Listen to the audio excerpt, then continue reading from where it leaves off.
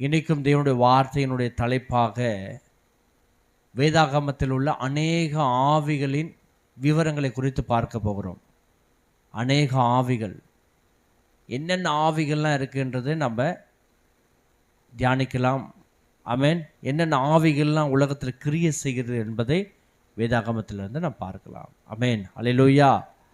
நீதிமொழிகள் 16ஆம் அதிகாரம் 2ஆம் வசனம் சொல்லுகிறது, மனுஷனுடைய வழிகள் எல்லாம் அவன் பார்வைக்கு சுத்தமானவைகள், கர்த்தரோ ஆவிகளை நிறுத்து பார்க்கிறார்.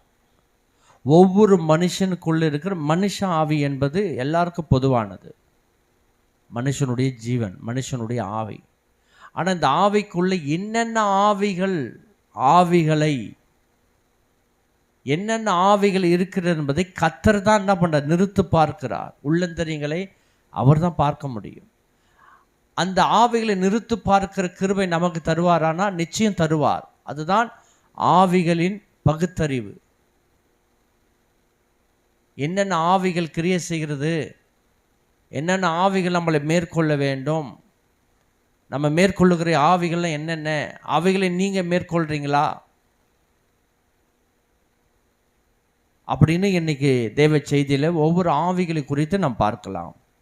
முதல்ல 3 ஆவிகளை குறித்து பார்க்க போகலாம். முதல்ல இன்னைக்கு ஒரு 10 ஆவிகளை பார்க்கலாம். அதில் 3 ஆவிகள் தேவனுடைய ஆவி, கர்த்தருடைய ஆவி, பரிசுத்த ஆவி.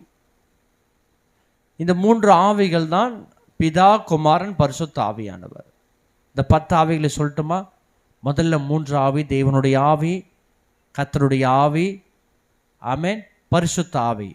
இந்த 3 ஆவிகளை குறித்து பார்த்தோம். 4ஆவதாக ஞானத்தின் ஆவி, 5ஆவது எரிச்சலின் ஆவி, 6ஆவது மாம்சத்தின் ஆவி, 7ஆவது பொல்லாத ஆவி, 8ஆவது பொய்யின் ஆவி, 9ஆவது நல்ல ஆவி, 10ஆவது நறுங்குண்ட ஆவி. இந்த 10 ஆவிகளை குறித்து பார்த்துருக்கிறோம்.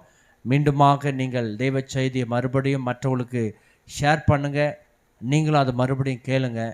இன்றிலிருந்து ஆவிகளை குறித்து நாம் பார்க்கலாம். வேதாகமத்தில் எவ்வளவு ஆவிகள் இருக்கிறது, இன்னைக்கு என்னென்ன ஆவிகள்லாம் மனுஷரிகம் மூலமாக கிரியை செய்கிறது என்பதை பார்க்கலாம்.